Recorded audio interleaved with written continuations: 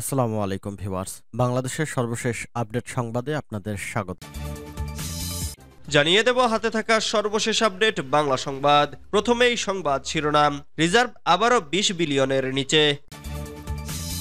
এরপর জানিয়ে দেব বাংলাদেশে কমছে ভারতের প্রভাব, আঞ্চলিক রাজনীতির নতুন মোড়। এদিকে এইচএসসির ফল অক্টোবরের প্রথম সপ্তাহে। আরও জানিয়ে দেব পুলিশ সংস্কারে প্রাথমিক কমিটি শিগগিরই, বলেছে স্বরাষ্ট্র উপদেষ্টা। সর্বশেষ জানিয়ে দেব জামাত শিবিরকে দায়ী করে মাসুদ হত্যার বিচার চাইলেন জয়।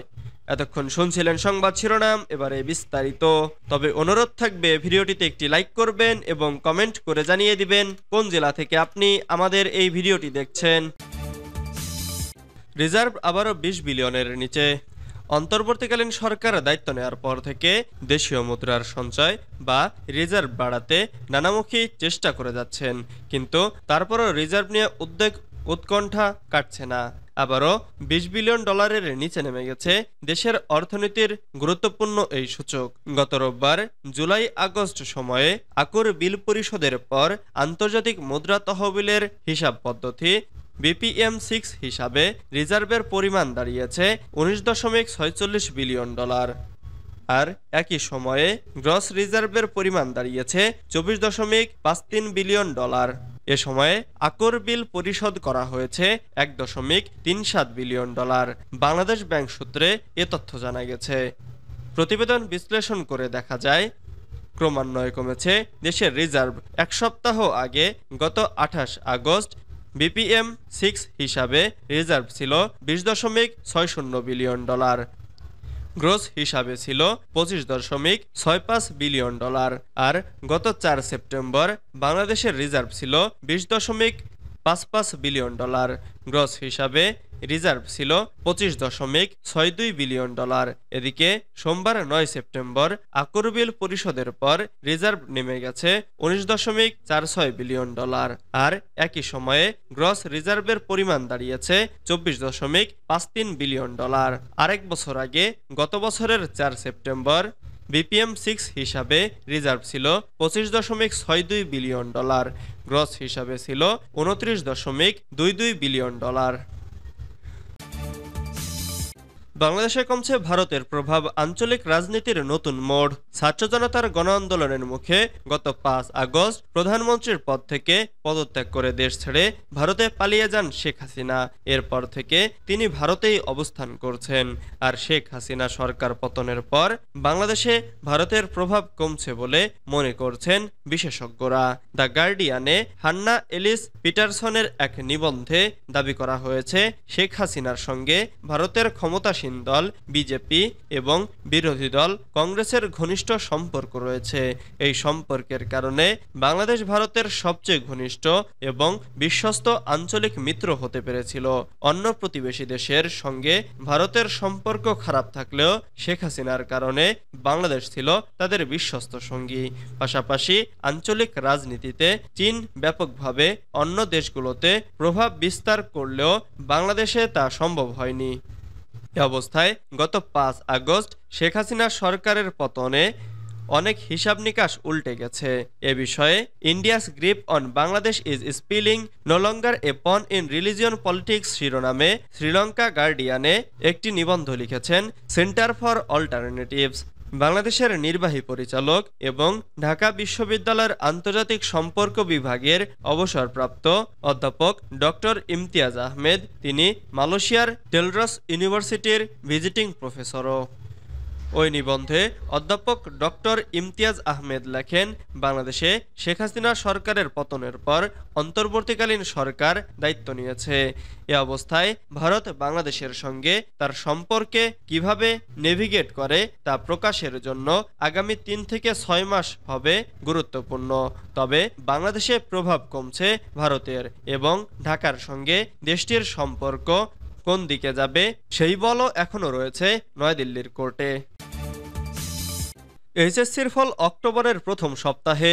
চলতি বছরের এইচএসসি ও সমমান পরীক্ষার ফল আগামী মাসের প্রথম সপ্তাহে প্রকাশ করার প্রস্তুতি নিয়েছে আন্তঃশিক্ষা বোর্ড। সবকিছু ঠিক থাকলে আগামী 6 থেকে 9 অক্টোবরের মধ্যে এই ফল প্রকাশ করা হতে পারে। কোটা সংস্কার আন্দোলনকে কেন্দ্র করে এবার পুরো এইচএসসি পরীক্ষা শেষ করা সম্ভব হয়নি। 13টি পত্রের মধ্যে 7টি পরীক্ষা নেওয়া সম্ভব হয়েছে।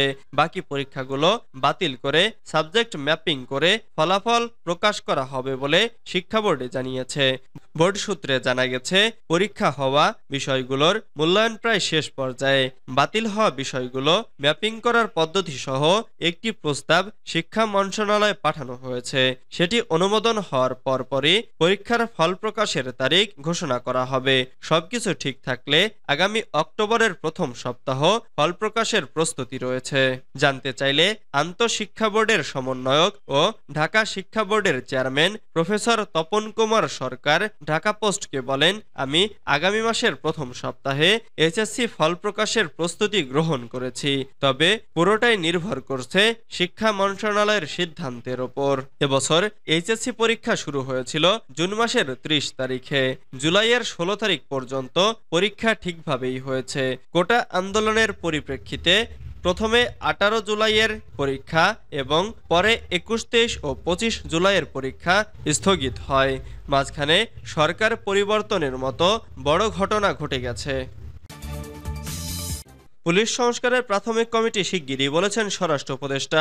পুলিশ বাহিনীর সংস্কারে শিগগিরই কমিটি গঠন করা হবে বলে জানিয়েছেন স্বরাষ্ট্র উপদেষ্টা লেফটেন্যান্ট জেনারেল মোহাম্মদ জাহাঙ্গীর আলম চৌধুরী। সোমবার 9 সেপ্টেম্বর বিকেলে সচিবালয়ে তার দফতরে বাংলাদেশে নিযুক্ত ইউএনডিপির আবাসিক প্রতিনিধি স্টিফেন লিলালের নেতৃত্বে 8 সদস্যের প্রতিনিধি দলের সাক্ষাৎকালে তিনি একথা জানান। সাক্ষাৎকালে দুই পক্ষের মধ্যে পুলিশের সংস্কার ও বন্যা পুনর্বাসন সহ বিভিন্ন বিষয়ে আলোচনা হয়। পুলিশ সংস্কারের বিষয়ে উপদেষ্টা বলেন, এটি এখনো প্রাথমিক পর্যায়ে রয়েছে। এ বিষয়ে এখনো কোনো কমিটি গঠিত হয়নি, তবে শিগগিরই পুলিশ সংস্কারের লক্ষ্যে প্রাথমিক কমিটি গঠন করা হবে। প্রাথমিক কমিটি কোন প্রক্রিয়ায়, কিভাবে ও কাদেরকে অন্তর্ভুক্ত করে সংস্কার করা হবে তা নির্ধারণ করবে। উপদেষ্টা আরও বলেন, প্রাথমিক কমিটির সুপারিশ ও মতামত গ্রহণপূর্বক প্রক্রিয়াটিকে এগিয়ে নেওয়া হবে এবং পরবর্তী কর্মপন্থা নির্ধারণ করা হবে। সে সময় ইউএনডিপি ও আগ্রহী অন্য দেশের সঙ্গে আনুষ্ঠানিক আলোচনা করে তাদের মতামত ও পরামর্শ গ্রহণ করা হবে। তবে যেসব পরামর্শ ও মতামত বাংলাদেশের প্রেক্ষিতে সঙ্গতিপূর্ণ হবে, কেবল সেগুলোই পরবর্তী পদক্ষেপ ও বাস্তবায়নের জন্য বিবেচিত হবে। এ বিষয়ে ইউএনডিপির আবাসিক প্রতিনিধি বলেন, বাংলাদেশ পুলিশের সংস্কার এমনভাবে হওয়া উচিত যাতে জনগণ পুলিশের ওপর আস্থা ও বিশ্বাস অর্জন করতে পারে এবং কোনো সমালোচনা না করে তিনি সুশীল সমাজের প্রতিনিধিকে অন্তর্ভুক্ত করে জনগণের সঙ্গে আলোচনা করে মতামত গ্রহণপূর্বক ব্যাপক পরিসরে এ সংস্কার বাস্তবায়নের পরামর্শ দেন। জামাত শিবিরকে দায়ী করে মাসুদ হত্যার বিচার চাইলেন জয়। রাজশাহী বিশ্ববিদ্যালয়ের সাবেক ছাত্র আব্দুল্লাহ আল মাসুদকে হত্যার সঙ্গে জড়িতদের গ্রেফতার ও দৃষ্টান্তমূলক শাস্তির দাবি জানিয়েছেন সাবেক প্রধানমন্ত্রী ও আওয়ামী লীগ সভাপতি শেখ হাসিনার ছেলে সজীব ওয়াজেদ জয়। জামাত শিবিরের সন্ত্রাসীরা তাকে হত্যা করেছে বলেও দাবি করেন তিনি। সোমবার 9 সেপ্টেম্বর নিজের ভেরিফাইড ফেসবুক পেজে তিনি এই দাবি করে।